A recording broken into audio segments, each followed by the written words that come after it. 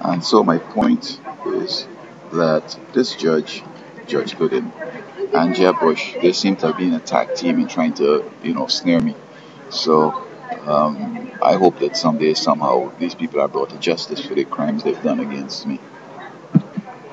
Recently, torture has been making the rounds. And I begin to ask myself, have I been a torture victim? Well, this judge here and Jeb Bush, they seem to have had a tag team going.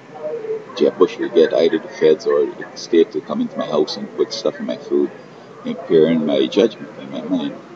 Then when I go to court, this judge would be harassing me. Now, I told him, I say once, Judge, I'd like to defend myself in this case. They're trying to take my child away. He gave me a lame attorney, so I said, I want to fire this guy. He said he's going to stay on. But this guy is not defending me. They're saying a whole bunch of stuff, and he's just letting it slide. And when I get up to the thing, he said, no. I'm going to talk to the lady. So when we went into a room to have a meeting, I said, Judge, I have not been able to cross-examine any one of these people. He said, what did I tell you? You want me to hold you in contempt of court? What do you have to say? I have to say nothing, bro. Because you never say something you don't like it, he throw you in jail.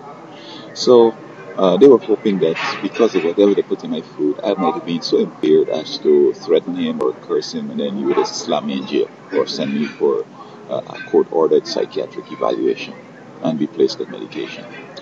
Again, when I was going to the counseling, the psychologist, remember, he said, because I said I have 10 college degrees, he don't believe it. And because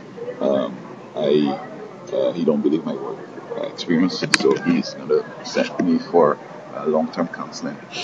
So when I went over there, she's saying, don't you think that you're mentally ill? You don't think that's how people see you? Because you have a foreign culture and that you do things different. I say, well, where do you think I'm from? You think I'm from in the woods?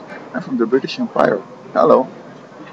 Then I went for Batters intervention, another thing with a place called Hubbard House. And they have a model where they're in your face, calling your names, telling you stuff, jumping in your face. The members of the team and so the class jumping at you, and if you don't jump at others, they don't like that. But then when you're not way to do it, then it's a problem. So they're impairing my brain so that I could go there and be funny. Another time from Florida, I flew into California to write a basic educational skills test. And I went to this restaurant. So the guy said, I'm closing up now, man. We see all this food in the middle of the skillet here. I'm going to give you that for the price. I said, okay. So when I sat down to eat, a guy came in with a briefcase. He looked sneaky and suspicious, like a cloak and dagger henchman. He said, what happened to all that food that was here, bro? The restaurateur said, man, this fella got all. And then he smiled and he walked out. And I felt something wasn't right here. Now, the next morning I woke up, oh Lord, I was shaking. I never felt this way before. I vomited 2 times in my life. I ever vomited. That was the second time. So when I went to write the exam on the Sunday, I went in the Friday, and the Saturday I started feeling bad. I went to the restroom during that exam about 10 times, at least 10 times. And the proctors were coming around to see if I'm communicating with somebody. Why ain't you going to the bar? But I told them in advance that I'm feeling sick and I'll have to be going to the restroom. Of course, those are trivial exams and I passed it. Now, when I got back to Florida, I left my bag with my computer and my ticket, and I just went around the block. When I came back, my ticket is gone. Now, later after I thought about it, I think what they were trying to do is for me to start cursing and start threatening the people at the airport, and that would have been dangerous. You could be shot, you could be locked up for life as a terrorist or whatever.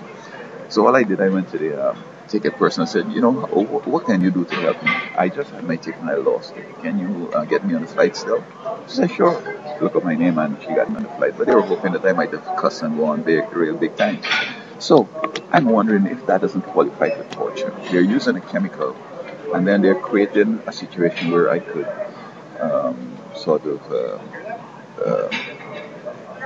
say things that could either get me arrested, get me thrown in jail, say things that would incriminate myself. Even the way the trial went, the Tennessee trial, they were cussing me out, they were telling me all kinds of stuff, telling me I'm crazy, I'm bizarre and all that. And I got up to go and defend myself. And the same Judge Gooden, when I started to talk about my education and the amount of jobs I had, that time I was working for, I was substitute teaching. I had a lawn care business, and also I used to drive the school bus, so I had 3 jobs. But they're saying that that's not enough. That's not stable employment. So you know what I mean. But the bottom line is that they were using chemicals, and you see, I don't know what the government thinks, whether chemicals can make people think a certain way. I don't know. Can chemicals make you commit suicide? No, I tell you, when the LA county sheriff arrested me for resisting, and I didn't resist at all. They said I behaved, I was raising my voice, had my keys in the air, and carrying on. So when I went into jail, they put something in the food, and I felt so bad. I felt a pain in the middle of my brain, and it feels as if to get to activate or to massage where it was hurting, I have to hit my head to the wall. But I mean, how can I do that? I'm gonna hurt myself. So I called the sheriff. I said I need some help. I'm feeling bad. They wouldn't even come. So a little bit after, maybe a couple hours, they came and they peeked in the cell. So I said, "Why did you come? I called you earlier." I said, "We come to see if you commit suicide." Now they feel that they could give you a drug that can make you commit suicide. And this is making me question these terrorist trials they have when these people are saying things in court and behaving funny. I wonder if they're putting them on medication and if that isn't continued torture. And so you tell me whether I've been tortured, man, because they give me so much hell that it's a lifetime of hell. And all this hell and all the taking my child away for is simply a few things. Nothing has to do with child abuse, nothing has to do with crime. But because I'm more educated than almost everybody in Florida, I got 10 degrees, you know what I mean?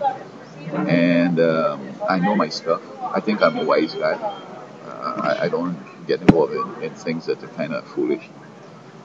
I also had pioneered the clean coal burning technology. They call it in Canada carbon sequestration. Now they wanted to get rid of me so they could take control of it and call it their own. You see them on TV advertising the clean coal burning technology. That's mine. Also, I have other ideas on the internet that they want to plagiarize and say it's theirs. So they come at me throwing some crazy cartwheels and some so as to get me scared.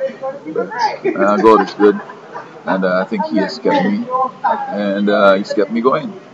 And what some folks don't understand, when you're powerful, it's not to beat up poor folks, because we talk to God and God will work for us, man.